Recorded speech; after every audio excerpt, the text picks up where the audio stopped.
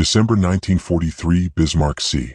The standard .50 caliber tracers spark off the IJN destroyer's hull like pebbles hitting a mountain. For Major Cole Sutherland, it's a death sentence. He's flying 50 feet above the waves, staring into the barrels of the Japanese Type 96 anti-aircraft guns. At this range, his machine guns should be devastating, but the armor of the Fubuki-class ships just swallows the lead. It's a mathematical failure that has already cost Sutherland the lives of his entire wing. Then he triggers the death trap. For experimental 25mm automatic cannons roar to life. The B-25 doesn't just vibrate, it screams. Rivets pop like champagne corks as harmonic oscillations threaten to snap the wing spars mid-flight. The cockpit glass shatters from the muzzle blast, and the scent of cordite fills Sutherland's lungs. Engineers warned that the recoil would stall the plane or shear the nose off entirely. They called it a suicide box. But as the 25mm explosive shells begin to shred the destroyer's bridge into scrap metal, Sutherland realizes the engineers were wrong about one thing. The plane might kill him, but it's going to kill the enemy first. Before we get deep into the story, please let me know in the comments where you're watching from. Hit subscribe if you're hooked in and ready to enjoy this story, because tomorrow, I have another beautiful story to share with you and I don't want you to miss it for anything. Now let's get into the story. By late 1943, the air war in the Pacific had reached a bloody stalemate. The legendary B-25 strafers, once the kings of the low-level attack, were hitting a wall, literally. Japanese destroyers had been up-armored, and the standard battery of 8.50 caliber machine guns was no longer enough to punch through to the boiler rooms. The Army Air Force needed a can opener, and they needed it yesterday. The solution was a piece of radical, desperate engineering, the 25mm automatic cannon. Borrowed from captured French Hotchkiss designs and reverse-engineered in a fever dream of mid-war necessity, these cannons were monsters. Each shell packed 10 times the explosive power of a machine gun round. On paper, it was a destroyer killer. In the hangar, it was an aberration. The engineers at North American Aviation were horrified. A 75mm cannon, like those in the G model, fired a single, massive shot, but the 25mm fired in cyclic bursts. The resulting vibration wasn't a kick. It was a rhythmic jackhammering that defied every law of airframe stress. The harmonics are all wrong, the maintenance chiefs argued. They produced reports showing that a 5-second burst could create enough structural fatigue to cause the tail to vibrate clean off. To the pilots, it was the death trap. They joked that if you pulled the trigger too long, you'd land in the ocean in 3 different pieces. But Major Cole Sutherland wasn't joking. He was a man haunted by the ghosts of crews lost to the very ships he was now ordered to hunt. He knew the 25mm was a gamble where the pilot's life was the ante. He didn't need a perfect airplane. He needed a weapon that would make the Japanese captain feel the same terror his own men felt every morning at dawn. The humidity at Port Moresby on the morning of December 15, 1943, felt like a wet wool blanket, heavy with the scent of aviation fuel and rotting jungle. Major Cole Sutherland walked the flight line at dawn, his boots crunching on the pierced steel planking of the runway. His eyes were fixed on the nose of his B-25 Mitchell, but his mind was 3 weeks in the past, trapped in the cockpit of a different plane over the Bismarck Sea. He could still hear the frantic, distorted crackle of Lieutenant Danny Kroger's voice over the radio. "Cole, we're hit bad, we're..." The transmission had cut into static just as Kroger's B-25 disintegrated under the relentless fire of a Japanese destroyer's anti-aircraft battery. Sutherland had watched the wreckage tumble into the Pacific, his own 8.50 caliber machine guns having done nothing but spark harmlessly off the enemy's steel hull. Since that day, Sutherland hadn't been the same. Every tactical decision felt like a coin toss with his men's lives.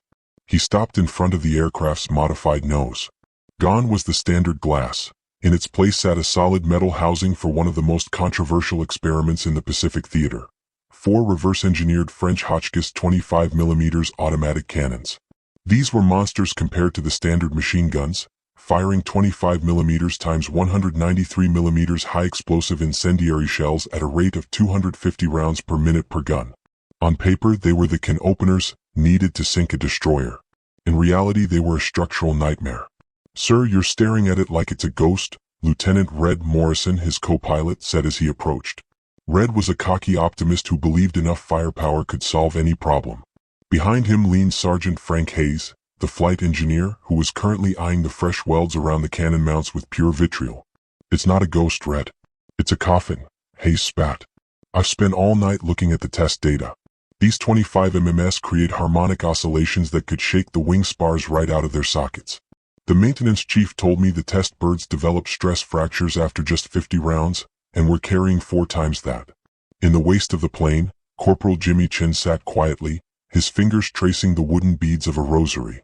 He didn't weigh in on the engineering, he just waited for the orders. Sutherland ran a hand over the fuselage, feeling the jagged texture of a hasty repair weld. The mission briefing earlier that morning had been grim. Intelligence spotted 3 Fubuki-class destroyers steaming toward Rabaul with reinforcements. They were fast, heavily armed with Type 96 AA guns, and they were Sutherland's target. Sutherland looked at his crew, Morrison's eager grin, Hayes' skeptical scowl, and Chen's silent prayer. He was being asked to lead 8 crews into the teeth of a destroyer convoy using a weapon that might literally tear them apart before the first Japanese shell even reached them. If he refused, the destroyers would deliver the troops that would slaughter Allied boys in the jungle. If he flew, he might be leading his men into a mechanical trap of his own making. He climbed into the cockpit, the smell of stale coffee and hydraulic fluid greeting him. As he reached for the starter switches, he noticed a hairline fracture in the glass of the altimeter that hadn't been there yesterday, a silent testament to the violence of the previous day's ground test firing. Sutherland hesitated, his hand hovering over the ignition, wondering if the first drum of the cannons would be the last thing he ever heard. The briefing room at Port Moresby was a pressure cooker of recycled air and stagnant cigar smoke. Colonel Hartwick stood before a map of the Bismarck Sea, his pointer tapping a spot just north of the Vichy Strait. The intelligence was precise. 3 Imperial Japanese Navy destroyers, likely Fubuki class, were sprinting toward Rabaul at 28 knots.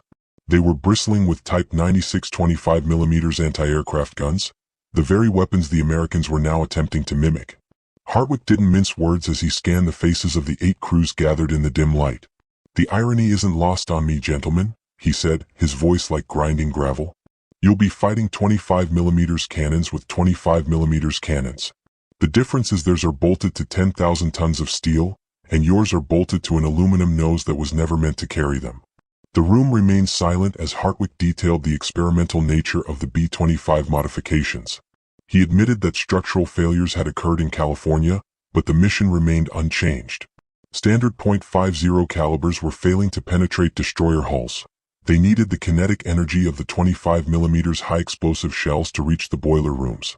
Sutherland felt the weight of his wingman's death pressing against his chest as he stood up. "Colonel, the test data says the recoil harmonics are unpredictable. We're asking these airframes to absorb forces that shatter instrument glass. If a wing spar snaps at 50 feet over the water, there's no bailing out."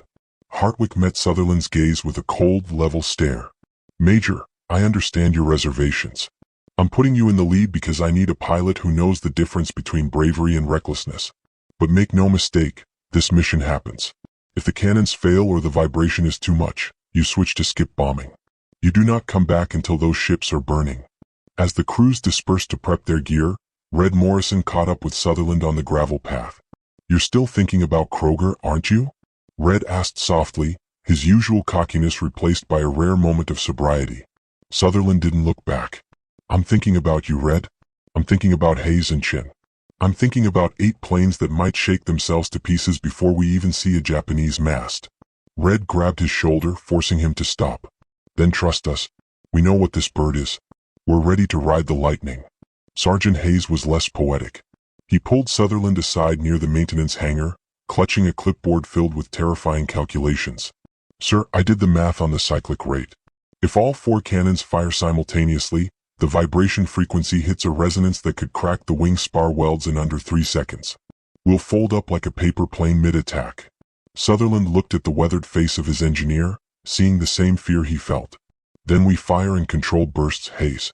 We pulse the trigger." "In combat? While the Japs are throwing everything but the kitchen sink at us?" Hayes shook his head. "You really think we can keep it steady?" Sutherland climbed onto the wing of his B. Mitchell, the metal already hot under the tropical sun. "I think we do our jobs, Sergeant. I think we have to." But as he reached for the cockpit latch, he heard a strange rhythmic metallic ticking coming from inside the nose, a sound that shouldn't have been there before the engines were even primed. At 0530 hours, the pre-dawn stillness of Port Moresby was shattered by the rhythmic coughing roar of 16 Wright R2600 Cyclone engines. Major Cole Sutherland sat in the vibrating cockpit of Hammerhead 1, his hands moving with mechanical precision through a pre-flight ritual he had performed 100 times. He checked every instrument twice: manifold pressure, oil temp, fuel mixture, his eyes lingering on the shattered altimeter glass from the day before. He ran through emergency procedures for engine failure, hydraulic loss, and airframe fire, the grim possibilities of the morning weighing heavier than his flight suit. Hammerhead 1 to Hammerheads 2 through 8, radio check, he called out. One by one, the voices of his squadron crackled back, a chorus of young men masking their nerves with professional brevity. The formation lifted off in pairs, the B-25s groaning under the massive weight of extra ammunition and fuel. Sutherland felt the difference immediately. The aircraft was dangerously nose-heavy, the 900 pounds of 25mm cannons and mounts pulling the yoke forward with a stubborn, physical gravity. As they leveled off at 500 feet to begin their low-altitude cruise over the Bismarck Sea, the responsiveness was sluggish. The Mitchell felt less like a medium bomber and more like a weighted sledgehammer. Red Morrison worked the navigation charts and engine cowl flaps with focused intensity, while behind them, Sergeant Hayes was visible in the top turret, obsessively checking the ammunition feeds for the experimental battery. In the waist, Corporal Chin sat in a cocoon of silence, his radio gear humming as his fingers moved rhythmically over his rosary. 40 minutes into the flight, the sun began to bleed over the horizon, turning the Pacific into a sheet of hammered silver. "Hayes, give me a 3-round burst from cannons 1 and 2, Sutherland ordered, his voice steady despite the hammer in his chest. "Let's see if she holds." The sound was not a mechanical rattle. It was an apocalyptic, percussive tijom-tom-tom that seemed to stop the aircraft in midair. The entire airframe bucked and shook with such violence that Sutherland's feet were nearly shaken off the rudder pedals. The instrument panel became a blur of vibration. 2 more glass faces on the secondary gauges spider-webbed instantly. Rivets in the forward fuselage walls visibly groaned, dancing in their sockets. "Jesus Christ. Sir, we can't sustain that," Hayes yelled over the intercom, his voice cracking with genuine terror. Red stared at the wings, watching the tips flex in a way they were never designed to. "The wings held," Red muttered, more to himself than anyone else. "That's what matters." "We fire in 2-second bursts maximum," Sutherland commanded, though his own heart was racing. Radio chatter from the other 7 Hammerheads revealed similar scenes of near catastrophe. Hammerhead 6 reported a minor hydraulic leak triggered by the vibration but remained mission capable. Sutherland stared through the cracked windscreen, his knuckles turning white against the yoke. He was flying a weapons platform that seemed determined to destroy itself, haunted by the memory of Kroger's disintegrating plane. Am I making the right call? He wondered. Or am I just choosing a different way to die? The navigation update flashed on the screen. 30 minutes to the target zone. Weather was holding with scattered clouds at 1,500 feet, perfect for the ambush. Suddenly, Chen's voice broke the internal silence. "Sir, radio intercept. Japanese naval comms are spiking. They're exactly where they're supposed to be, but they aren't alone." At 0647 hours, the silence of the cockpit was shattered by the crackle of the radio. "Hammerhead 1, this is Hammerhead 2. Contact. Multiple surface targets, bearing 280, range 15 miles. Sutherland felt a jolt of adrenaline cut through the exhaustion of the flight. He gripped the yoke and signaled the descent. Hammerheads dropped to 50 feet. Stay in the spray. The 8 B-25s pushed their noses down, the ocean floor rising up to meet them until they were screaming along just above the whitecaps, propellers nearly kissing the wave tops to stay beneath the Japanese radar horizon. On the horizon, 3 gray, jagged shapes materialized against the blue Fubuki-class destroyers, each 1,700 tons of lethality. They were positioned in a staggered echelon formation, a tactical layout designed for mutual fire support. These weren't just transport ships. They were floating fortresses, each bristling with 3 5-inch main guns and 6 twin-mount Type 96 25mm anti-aircraft cannons, capable of filling the air with a literal curtain of lead. "Hammerheads, this is lead." Sutherland's voice was steady, masking the tremor in his hands. "Attack pattern Delta. Stagger approach by 20-second intervals. Odd numbers take the lead ship, even numbers target the trail. Cannon fire authorized only on confirmed targets. Don't waste the ammo. Stay low, stay fast, and for God's sake, stay alive." The formation split with surgical precision. Sutherland pushed the throttles forward, leading Hammerheads 1, 3, 5, and 7 into the teeth of the lead destroyer. At a combined closure rate of 300 miles per hour, the distance vanished with terrifying speed. The Japanese lookouts were sharp. The lead destroyer began a violent turn to starboard, presenting a narrow bow-on profile to minimize the target area. Suddenly, the first black puffs of flak appeared 5 miles out, ugly, oily flowers blooming in the sky as the destroyers found their range. "Here we go," Sutherland breathed. "Arm all weapons." In the co-pilot seat, Red flipped the master arm switches, the indicators for the .50 calibers and the experimental 25mm cannons glowing a lethal red. Hayes reported from the top turret armed. "God help us." Chen's voice followed, quiet and distant. "Waist guns ready." Praying harder. The flak intensified, the air around the cockpit vibrating from near misses. Sweat stung Sutherland's eyes as the doubt surged back, the memory of Kroger's wings snapping like dry kindling 3 weeks ago. Am I leading them into a slaughter? Then Red's voice cut through the static of his mind, calm and certain. "Cole, we trust you. Take us in." The fear didn't vanish, but it crystallized into a singular purpose. Sutherland pushed the doubt down and locked his eyes on the ship filling his windscreen, 300 feet of lethal steel now only 2 miles away. But as he prepared to pull the trigger, he saw a sudden flash from the destroyer's deck that didn't look like an anti-aircraft gun. It was a massive, concentrated burst of light that suggested the Japanese had brought an experimental weapon of their own to the fight.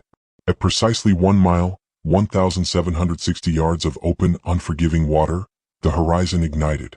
The Japanese Type 96 25mm anti-aircraft guns on the lead destroyer erupted in a coordinated volley, sending streams of incandescent orange tracers arching toward Hammerhead 1. The sky, once a morning blue, instantly transformed into a jagged web of death. Sutherland gripped the yoke, his knuckles white, weaving the B-25 in a subtle, rhythmic S pattern, just enough to complicate the destroyer's fire solution without throwing off his own approach. A stream of tracers flashed 20 feet above the cockpit glass, so close Sutherland could see the individual white-hot cores of the shells before they hissed into the sea behind them. "They've got our range." Red yelled over the roar of the cyclones, his hands hovering near the throttles. "Hold course." Sutherland barked back. The air around them began to boil. At 1,500 yards, a black puff of flak burst 50 feet off the starboard wing. The sound was a hollow crump, followed immediately by the staccato rattle of shrapnel peppered against the aluminum fuselage like handfuls of lethal hail. "We're hit. Minor damage aft, still flying." Chen's voice crackled from the waist, urgent but disciplined. Sutherland didn't look back. His world had shrunk to the size of the reflector sight. At 1,200 yards, the destroyer's bridge was no longer a gray shape. It was a detailed structure where he could see tiny figures of Japanese officers pointing, their white uniforms stark against the dark steel. "Gun solution locked. Cannons hot." Hayes shouted from the top turret. The targeting pipper finally settled over the destroyer's forward superstructure. At 1,000 yards, Sutherland's thumb clamped down on the first stage of the trigger. 8.50 caliber machine guns roared into life simultaneously. The sound was a continuous, bone-shaking jackhammer roar that filled the cockpit with the acrid stench of cordite. Tracers walked across the water, kicking up geysers of white spray before they began to sparkle against the destroyer's hull. The concentrated fire worked. Sutherland saw several forward AA positions go silent as the Japanese gunners scrambled for cover under the hail of American lead. But the stern guns were still tracking them, their orange tracers converging on the B-25's nose. 800 yards. This was the moment of truth. Sutherland's finger moved to the secondary trigger for the experimental 25mm cannons. For a heartbeat, the image of Danny Kroger's plane exploding into a fireball 3 weeks ago flashed across his retinas, paralyzing him with the weight of every man he had ever lost. He hesitated, 1 second, 2 seconds, the plane vibrating under the weight of the destroyer's incoming fire. "Cole. Now." Red's scream broke the spell. Sutherland mashed the trigger into the stop. The B-25 didn't just fire. It felt as though it had collided with a mountain in midair. But as the first massive 25mm shells left the nose, something Sutherland didn't expect happened. The primary flight controls went completely slack in his hands, and a jagged crack began to race up the center of the armored windshield toward his face. The sensation was like being trapped inside a collapsing building during an earthquake. As the 4 25mm cannons ignited in a synchronized cyclic burst, the B-25 didn't just vibrate. It screamed in mechanical agony. The sound was in rhythmic, bone-deep tone that obliterated the roar of the Wright cyclones. Sutherland's vision blurred as the entire airframe underwent a series of violent, harmonic oscillations. The control yoke bucked so fiercely in his grip that it felt as though the steel cables would snap, or his wrists would shatter. On the panel, the altimeter glass finally gave way, showering his flight suit in shards, while the airspeed indicator needle spun in a frantic, useless circle. Behind him, Hayes was nearly throttled by his harness as the sheer deceleration forces of the recoil tried to kick the aircraft backward through the sky. But the death trap was doing exactly what the engineers had promised. The 25mm shells, each the size of a soup can and packed with high-explosive incendiary filler, crossed the 800-yard gap in a fraction of a second. Unlike the .50 caliber rounds that had sparked off the destroyer's hull, these shells didn't bounce. They bit. The Fubuki's forward superstructure disappeared behind a sequence of violent, orange flashes. Sutherland watched through the vibrating windshield as the bridge windows disintegrated into a cloud of glass and fire. The radio antenna array was whipped away like straw in a hurricane, and a forward Type 96AA mount was literally torn from its bolts, the gun and its crew tossed into the churning wake by the massive concussion.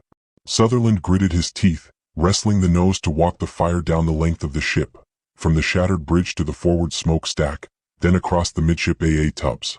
At 600 yards, a lucky shell found the ventilation intake for the forward boiler room. It punched through the thin deck plating and detonated deep in the ship's gut.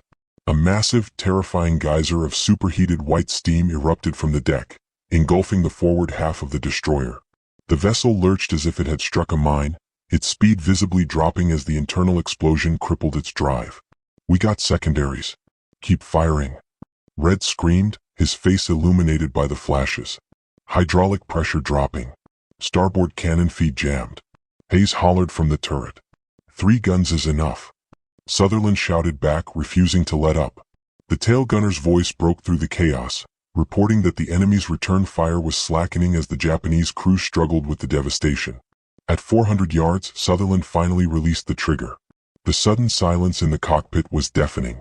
He had burned through 50 rounds, leaving 150 for the rest of the convoy.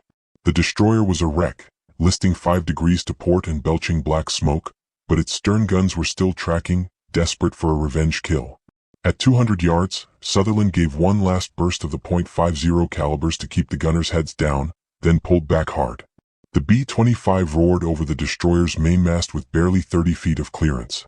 Sutherland looked down through the side window as they cleared the ship. The deck was a charnel house of twisted metal and burning wreckage.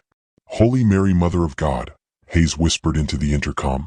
"We just shredded a destroyer." But the victory was short-lived. As Sutherland banked the damaged Mitchell to clear the kill zone for Hammerhead 3, a frantic radio call from his wingman cut through the adrenaline. "Lead, this is 3. I got a mechanical failure. The cannon recoil just snapped my elevator cable. I can't pull up." Sutherland watched in horror as the second B-25, its nose still spitting fire, began a slow terminal dive directly toward the center of the burning ship. Sutherland pulled up hard, the G-forces pressing him into his armored seat as he banked left to regroup. A fine mist of red hydraulic fluid sprayed against the cockpit side window, and the starboard wing was a jagged colander of shrapnel holes, but the Mitchell was still clawing for altitude. Below him, the Bismarck Sea had become a cauldron of fire and spray. Hammerhead 3, piloted by Lieutenant Marcus Webb, was already screaming into his own attack run on the lead destroyer. Webb's 25mm cannons tore into the ship's stern, the heavy shells striking the depth charge racks. The resulting explosion was a localized apocalypse. A massive column of white water and debris erupted, collapsing the destroyer's stern and shattering its rudder. The vessel began to circle aimlessly, a wounded animal bleeding oil into the blue water. To the east, Lieutenant Sarah Chin and Hammerhead 5 executed a textbook low-level approach on the second destroyer. Her 25mm fire was a surgical line of destruction that concentrated squarely on the bridge. Under the sustained hammering, the superstructure disintegrated, likely detonating the Combat Information Center. The ship's coordinated fire control vanished instantly, its Type 96AA guns now firing wild, desperate arcs into the empty sky. But the third destroyer was proving a more difficult kill. Its captain, realizing the lethality of the American flying artillery, had presented a narrow stern-on profile and was running at a flank speed of 38 knots. Lieutenant Moose Malone in Hammerhead 7 chewed up the ship's wake with his cannons, but without a broadside angle, he couldn't find a critical hit and was forced to break off as the stern guns intensified their fire. The radio was a frantic mess of adrenaline and alarm.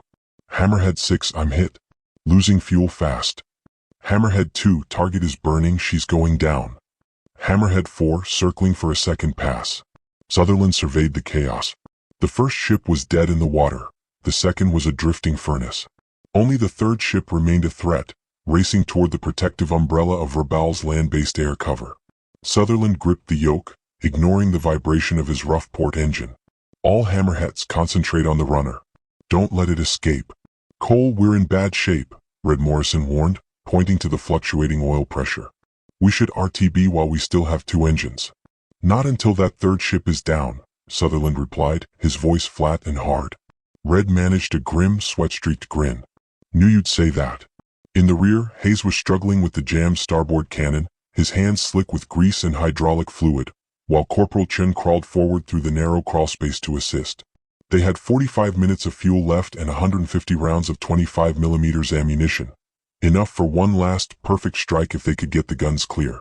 Sutherland watched the third destroyer's massive wake.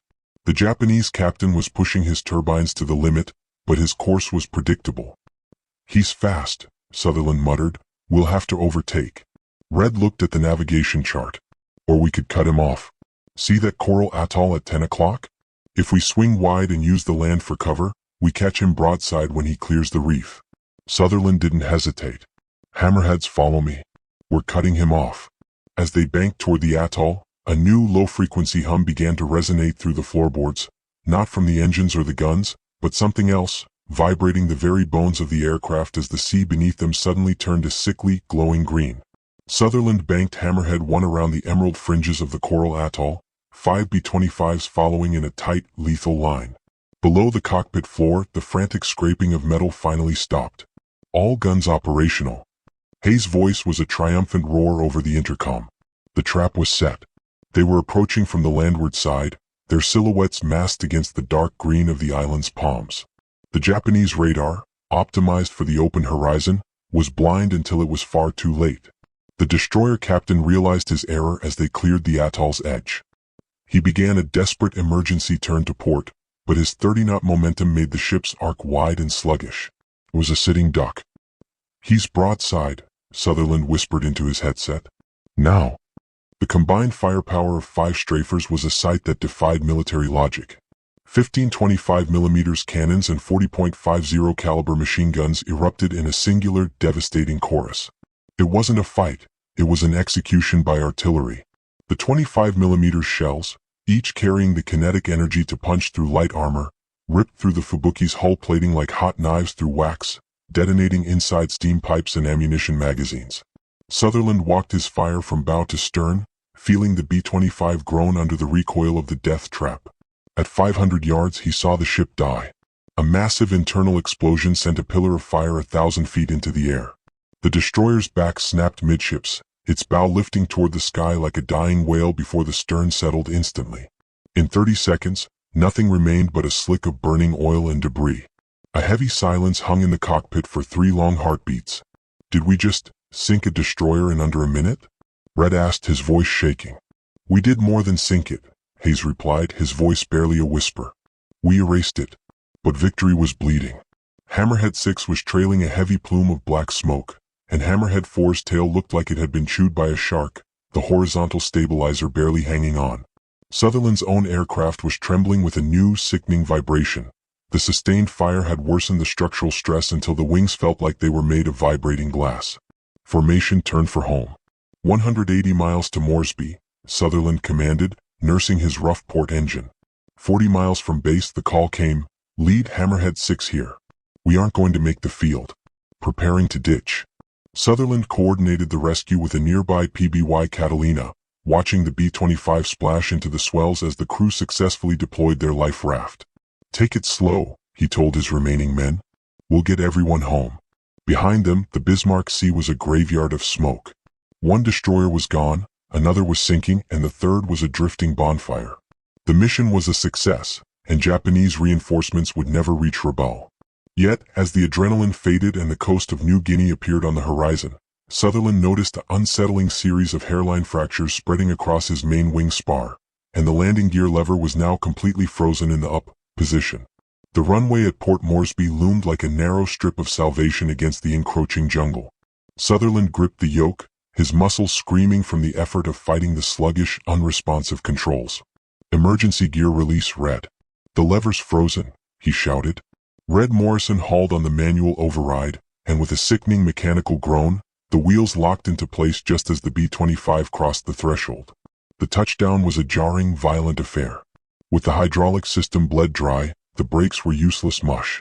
Sutherland stood on the pedals, praying to a god he hadn't spoken to in years, as the Mitchell hurtled down the strip. The aircraft finally shuddered to a halt mere feet from the swampy overrun, the smell of scorched rubber and hot metal thick in the cockpit. Ground crews swarmed the battered plane before the props had even stopped spinning. The maintenance chief, a grizzled veteran of the Great War, climbed up the side, his jaw dropping as he took in the carnage. "Major, how the hell are you still flying?" he gasped. The inspection that followed was a grim autopsy of a suicide box. Hayes's mathematical warnings had been prophetic. The wing spar welds were spider-webbed with stress fractures, and 30% of the rivets in the forward fuselage had simply popped out from the vibration. The 25mm cannon mount bolts were so loose they could be turned by hand, and the secondary instrument panel was a graveyard of shattered glass and dead needles. Yet, against every engineering law, the wings had stayed on. The death trap had held together just long enough. In the debrief room, the air was heavy with the smell of sweat and success.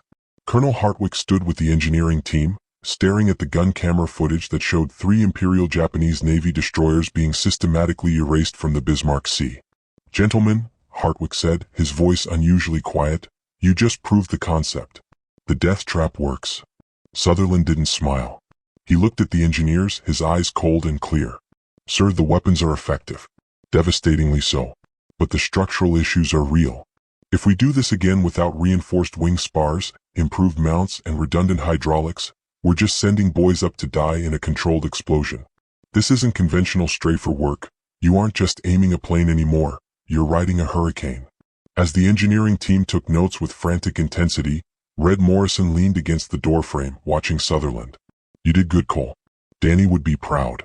Sutherland looked out toward the flight line, where the sun was setting.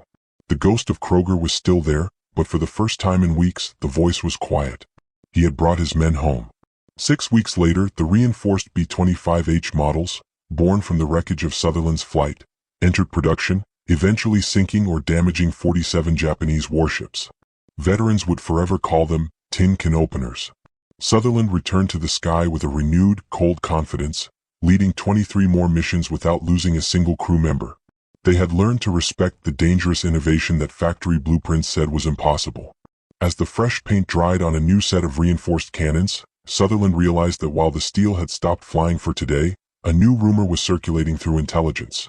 The Japanese were moving something much larger than a destroyer toward the Vitiaz Strait, something that the 25mm cannons might not be able to touch. Major Sutherland and his crew flew a death trap into the teeth of an empire so that these stories wouldn't be buried at the bottom of the Pacific.